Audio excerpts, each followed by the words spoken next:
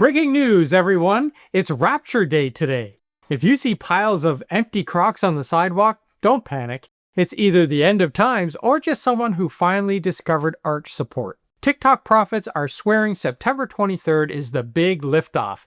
Pets are optional, and I'm not kidding.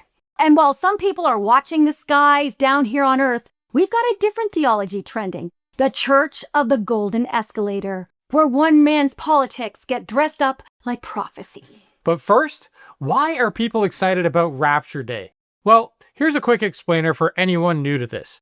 The rapture is a belief, mostly in US evangelical circles, no surprise there, right? That Jesus will snatch believers up to heaven in an instant. Poof! Clothes on the ground, cars without a driver, dogs confused. Hey, depending on the version, and yes, there are entire conferences arguing about the timing. And why September 23rd, 2025? Well, every few years, online prophets do date math with Bible verses, lunar eclipses, and news headlines, and then they circle a day on the calendar. This year, a bunch of TikTokers landed on September 23rd. What are they expecting? Like a sudden disappearance of believers followed by a period of chaos on Earth? Like in movie terms, Act 1, the liftoff. Act 2, everything goes sideways. Act 3, Jesus returns and wraps it up. If you don't think you're on the list, congrats! You're stuck here with us with the ex-reality TV guy turned 34-count felon that's currently in charge of the free world and has the nuclear codes. Doesn't that sound fun? But hey, what do they do if midnight hits and nothing happens? Well, then we get the sequel.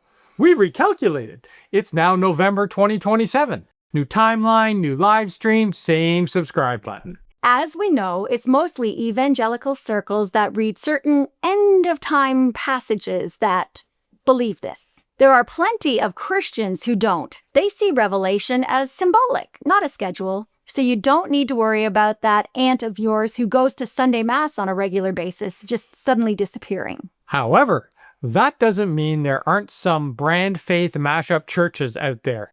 Exhibit A, the Church of the Golden Escalator, where Sunday service looks more like a confession. Forgive us our subpoenas as we forgive those who testify against us.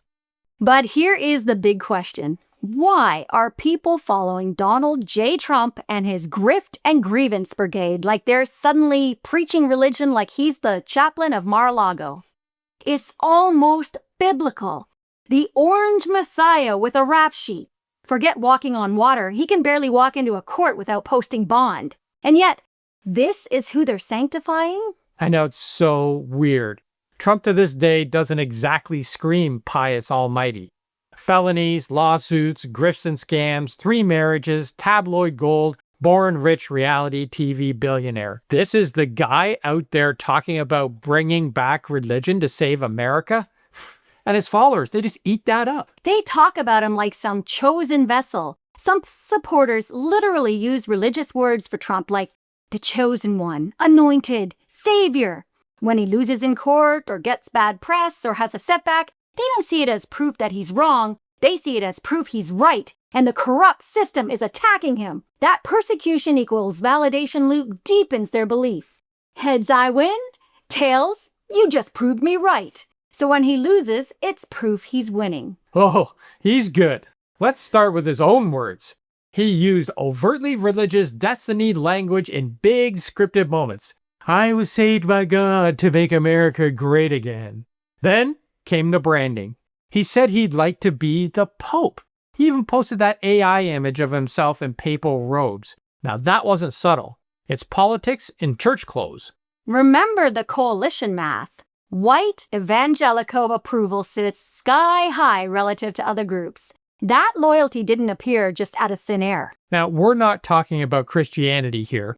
We're talking about Christian nationalism, a political ideology that tries to fuse Christian identity with American identity and says that the U.S. should be officially, preferentially Christian. That's not church, that's statecraft with a cross on it. But how common is it? Well, recent national data finds roughly 3 in 10 Americans either adhere to or sympathize with Christian nationalism. Not a fringe, not a majority, but a big, mobilizable minority. So, what does Christian nationalism actually want? Simple. It wants government to privilege Christianity in public life.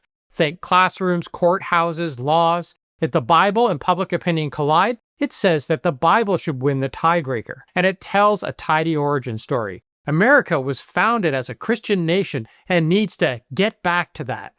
Now, most Americans don't want church and state merged, but this ideology is really powerful inside the GOP base. And why does Trump plug into it? Because he speaks in destiny language, court pastors and activists, and delivers transactional wins through judges and policies. Layer on the spectacle, the rallies that look like revivals, and the politics start to feel sacramental. The bottom line here is he's leveraging a belief system, tapping sincere faith, grief, and anger, and weaponizing it for power. That's the target of our critique, the politicization of religion, not private belief. And this is where it gets dangerous. When you elevate a political figure to martyr status, suddenly anyone who disagrees isn't just an opponent, they're a heretic. That's how you fuse faith with politics. By saying disagreement, it's not just the opposition, it's sacrilege. Which is exactly why the wall between church and state exists in the first place.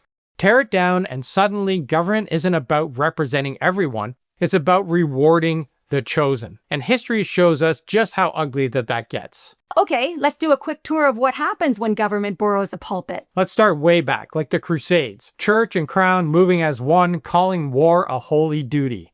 When politics wears a halo, enemies become infidels, not just opponents. You don't compromise with an infidel, you crush them. Fast forward to the witch hunts in Europe and Salem. Church courts and civil courts blurred together. Rumor plus theology equals trials, prisons, and gallows. The wars of religion in Europe, let's not forget those either. Think the 30 Years' War. Whole regions torn up because rulers and churches fused identity and policy. That carnage is a big reason modern democracies said, let's not do that again. Agreed. And it's still going today. Iran's clerical rule, the Taliban in Afghanistan, Buddhist nationalist politics in Myanmar, and Putin draping policy with orthodox imagery. Different faiths, same tricks. Use religion to sanctify power and punish outsiders. When we say Trump is weaponizing religion, we're not dunking on faith. We're flagging the oldest move in the strongman handbook. Turn devotion into a loyalty test and call your critics heretics. And before we continue, I want to give a quick reminder. Faith is personal. Believe what you believe. It's weaponizing faith rallies and power. That's where we draw the line. We don't care if you believe in the Church of South Park or the Church of Rock and Roll. Go for it. We are all free to believe in what we want to believe, but it shouldn't be thrust upon us by the government. So, what do we do when politics drags religion onto the stage? Well, first, you call it out. Say plainly, grief isn't a campaign. Worship isn't a ballot. And second, we need to defend pluralism. Private faith, fine. Public policy, that has to serve everyone, not just one tribe.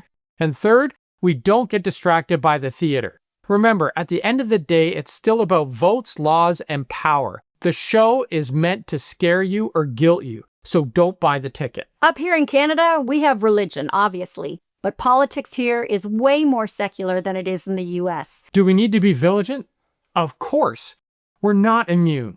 Remember Pastor Henry Hildebrand in Elmer? He became a convoy regular, defied orders at home, then helped lead worship in Ottawa. And let's look at Norwich Township. Local politics got tangled up with the Netherlands Reform community. Pride flags were banned from municipal property, and residents described church influence as outsizing the community. Big picture here, Canada's still more secular than the US, but loud voices can really hijack the feed. And just this weekend, CBC, our Canadian public broadcaster, gave significant coverage to a US rally packaged as a memorial. Fair question. Why are Canadian dollars amplifying imported political division? We can acknowledge the loss while keeping perspective. He wasn't a unifying figure to spotlight with praise. Cover the facts?